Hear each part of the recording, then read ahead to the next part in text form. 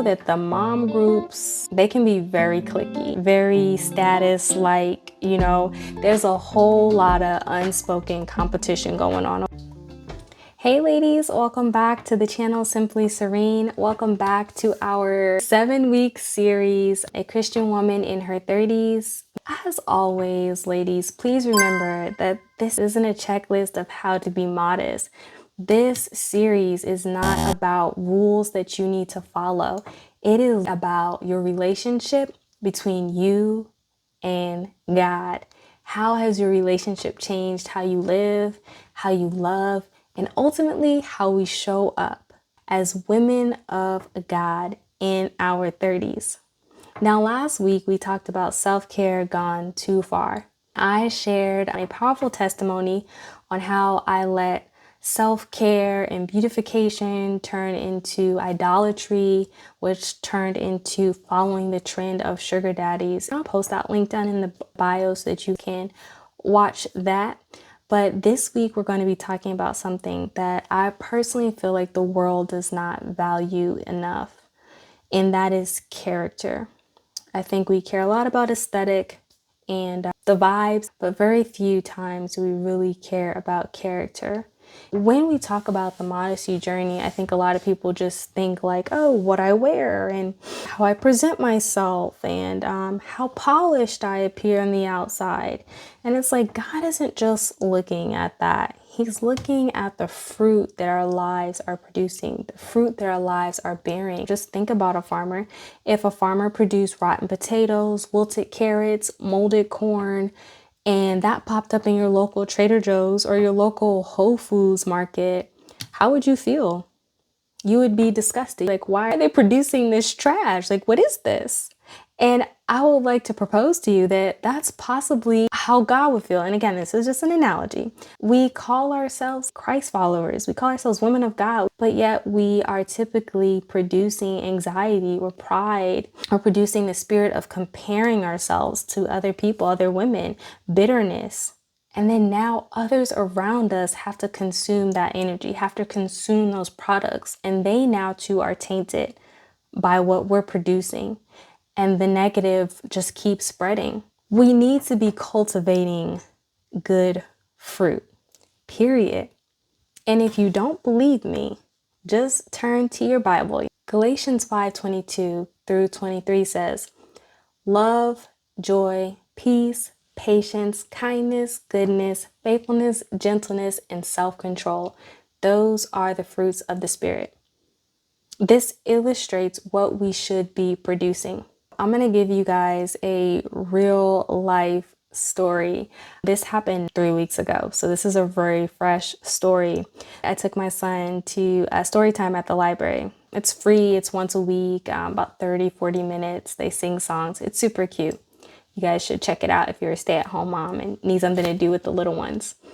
But if you've ever been to story time at the library, you know that the mom groups, they can be very cliquey, very status like, there's a whole lot of unspoken competition going on, okay? It's like, whose husband can afford their wives staying home and live a comfortable life? Who has a nanny? Who looks put together? Or who looks like they just got out of bed? And I usually feel really anxious kind of going into these type of environments. And just to top it all off, right? My son was acting completely wild. And I also forgot my wedding ring on my nightstand.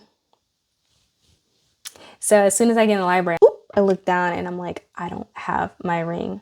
And when I tell you, my mind went everywhere. I was like, oh my gosh, they're going to think I'm not married. They're going to think I'm out here on my lonesome. They're going to think maybe I'm struggling. Maybe I don't belong here. Maybe I don't fit in. And like, just like that, in the amount of like a split second, I couldn't even enjoy or be in the moment with my son. I was so wrapped up in the material. I was so wrapped up in my appearance and what people might think of me that I couldn't even live in the moment. And unfortunately, I didn't enjoy my time at all. I left early. My son's wildness was like a lot that day. I didn't have my ring and I was feeling insecure about that. And I just threw in the towel. I was like, look, we're just gonna go. And that just shows you how weak and how feeble-minded we can be as humans when we don't have an anchor in God, like steadfast in God. We can be so easily swayed by the environment or what we think people are thinking. And sadly, I ruined a good moment for myself and for my son, you know, just because I let appearances and insecurity steal my joy. It's crazy. The God that I serve, the God I know I serve, he wasn't worried about me and my ring. He wasn't worried about my outfit. He wasn't worried about my social status. He wasn't worried. He was caring about my heart. He was caring about what I was going through internally, whether I'm anxious or not, whether I'm present with my son. But that's what's so awesome about self-reflection. When you have time to self-reflect, you look at your mistakes. And when you have time to look at your mistakes, you fix them. When you have time to fix them, you grow. And that's exactly what I did. And best believe the next week, when I went back, I knew exactly where my peace lay. I didn't need a ring. I didn't need the perfect outfit. I didn't need anyone's approval. My peace, my true freedom was from God. And I'm determined and very aware of this now moving forward with my life. I'm determined to let that guide my every moment. What is God caring about? Because if I'm caring about something that he's not, then I'm robbing myself of a good experience. I'm robbing myself of joy. Romans 12:2 really hit home for me that day. I love this verse. It says, don't conform to the pattern of this world. Be transformed by the renewing of your mind. I was conforming to the mommies and the energy that they were producing.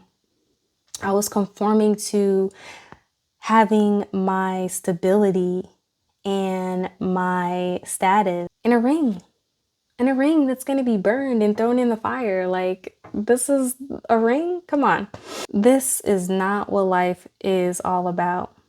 Life cannot be chalked up to appearances. It cannot just be chalked up to status. It has to be more.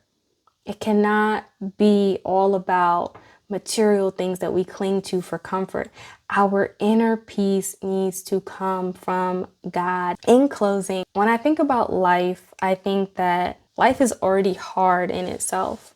You know, whether you're a stay-at-home mom, whether you're a student, being bogged down with test after test and competing for the best grades, whether you work an 8-hour shift and come home and be a mommy or a wife, life is hard.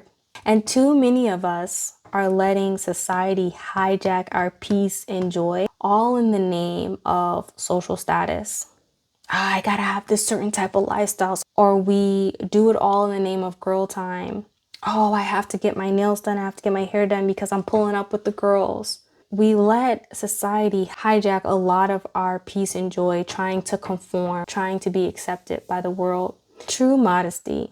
I keep saying this over and over because I really need y'all to get this. True modesty is a lifestyle. It's not in what you wear. It's a lifestyle. It's what's in your heart. It's really deep. It's about valuing character over aesthetics, valuing character over appearance, peace over approval, integrity over image. When we anchor ourselves in God, in Him, we reclaim our freedom, our joy, and peace. Because life is too short to be robbed of those things. It is way too short. I really hope that my story resonated with you guys. Ladies, take a look over your lives and see how trying to impress those around us, how it has robbed us of a lot of joy in our lives. I would love to hear y'all's stories in the comments below. Please talk to me, share your thoughts. I would love to hear it. This is a community we're building, and conversation and talking is great. But I will see y'all in the next video, dropping next week, Thursday at 7 p.m. Y'all stay tuned. And until then, y'all have a blessed week. Bye.